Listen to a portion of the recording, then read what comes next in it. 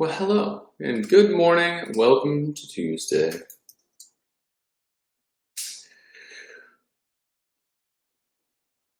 Happy anniversary to my dear Aunt Susie and Big Bear Uncle Warren. Today is their anniversary. 47 years. 2 children later. Craziness. So congratulations and happy anniversary to those cats. Might even get them to, they might even stop by today. You just never know. All right, where are we? Here we are. Look at that.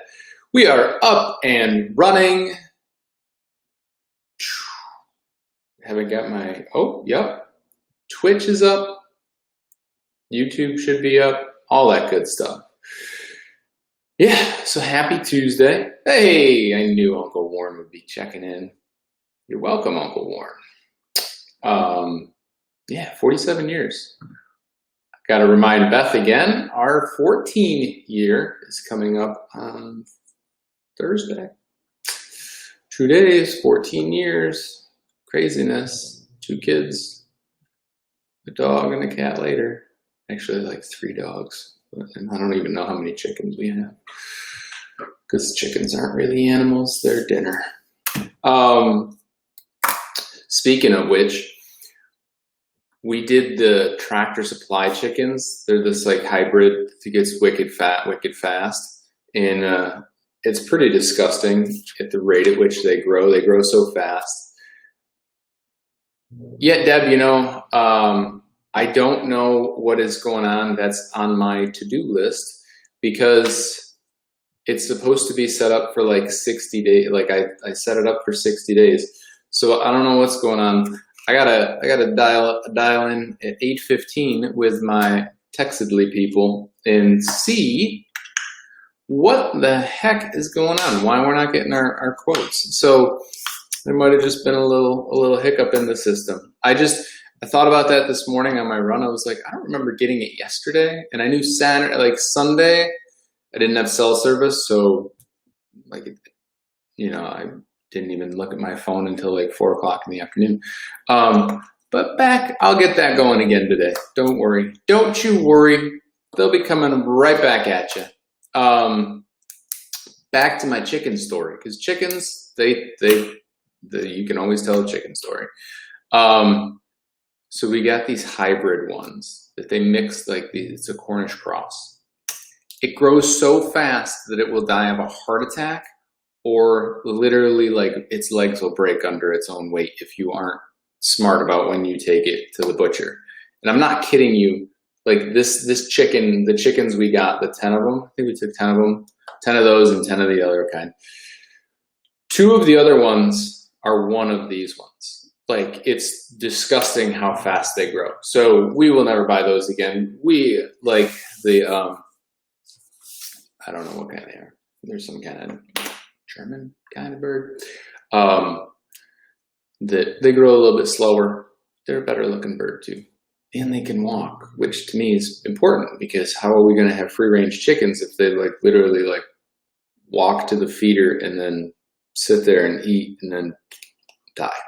So anyway, just a chicken story for a Tuesday morning. It's a little sprinkly out there, you know, so that just means that whatever vegetables you've still got growing are getting watered. Doesn't mean that it's not a day you can't go outside. You still go outside. You should get a walk in, get a run in, get movement in. If you need, you can come over and play with our chickens, whatever you got to do. All right, so today, like yesterday, I was listening to something to one of the guys that I listened to, and he was talking about how good are you at admitting when you're wrong. And I think this is something that a lot of people, you know, it was a completely different context. Good morning from the ports of Newark. Ooh-wee, Matt's down in the dirty Jers. Oh man, do I miss beautiful Newark and that stupid road, whatever it is that cuts over to the shore. We used to have to, when Beth lived over on the shore, we had to drive that stupid road and drive under this like half tunnel. Like you can see the river on one side. Such a dumpy little town. I hope no one is tuning in. I hope the mayor of Newark is not tuning in. Doubt it. So yeah, how good are you admitting you're wrong? So, and I was thinking about that, and I'm like, you know, that's from a business perspective. You know, that's one of those things where you're always looking like, all right, so what can I do better? And to me, a lot of it kind of aligns back to this, like, when you fail at something, you know, you're going to make a mistake, and that's expected. You should, but then you also have to be able to know when you made that mistake and how you can move forward, and recognize is the biggest piece of that, of like, okay, this is what I did wrong. This is how I want to change that. So do you accept, you know, so how good are you admitting when you're wrong? So if I put together a nutrition plan and it totally sucks, I have to be ready to admit to, yeah, but were you born and raised in Newark, Corey? Red face. I mean, New Jersey has some very beautiful parts. Long Branch is beautiful. Camden is nice. Atlantic City, not so much. Not bad, but you know, it's a gambling town. I mean, basically, Asbury Park used to be really nice. Tinton Falls is good. Staying right along that shoreline, because that's nice. So were you born and raised in Newark? That's my question, Corey Brooks. Which probably is how you ended up playing football at SU, because we are really good at recruiting out of New Jersey. We used to be when you played. So how well do you accept? Do you accept change well, or do you like buck or resist the change? So even yeah, that's what I thought. What part of the shore, Mr. Brooks? You know, do you buck or resist change? So how willing are you to, you know, adapt? And again, I think that like this whole COVID thing, that kind of hit people pretty good. And it showed a lot of people that they may not be that good at adaptation and change. And, you know, we'll just pick on this whole mask thing. People who feel that this is an infringement on their rights is, you know, that's this whole piece of like, this is what I was mostly thinking about. We won't even get into all this other stuff that we've got going on in the news lately, but even if we look at just the masks and we say like, all right, well, you know, how much of a real inconvenience is it for you to wear a mask? But does that, you know, is it possible in a like just completely in a logical sense, like take emotion away from it, that it could help possibly save someone's life if you were to wear a mask? And are you just not willing to do that? You know, so like, again, we get very emotional because we hear like the people that we look up to in some respect, whether it's a politician or a movie star or, you know, an actor, actress, whatever, in whatever side of the aisle that they're on. And, you know, so sometimes we'll align ourselves with that, you know, social media influencers. So, but like a lot of this stuff, you know, do you accept that change well? How do you buck or resist change? Because again, if someone says like, okay, starting tomorrow, everybody that walks into my office, you have to take your shoes off in the hallway. If you're not going to take your shoes off, get the hell out. And if I enforce that, some people might be like, well, I'm not taking my shoes off. Okay, well, see ya. Others, you know, hey, that's not a big deal. You know, and that's like, and I'm not saying you got to be a sheep and fall right in line with everything. But again, you have to be open to change, whether it's in your workplace, whether it's in your home. Like there's going to be subtle things that change and progress over time, and you have to adapt, and you have to, you know, from a logical perspective, obviously if it's something that doesn't make sense, you know, base it on fact. But again, this goes back to what I've often talked about. You know, it goes back to what I've often talked about in the past, but, you know, yes, Deb loves change if I'm the one in control of it. Yeah, well, you know, that's how it always is.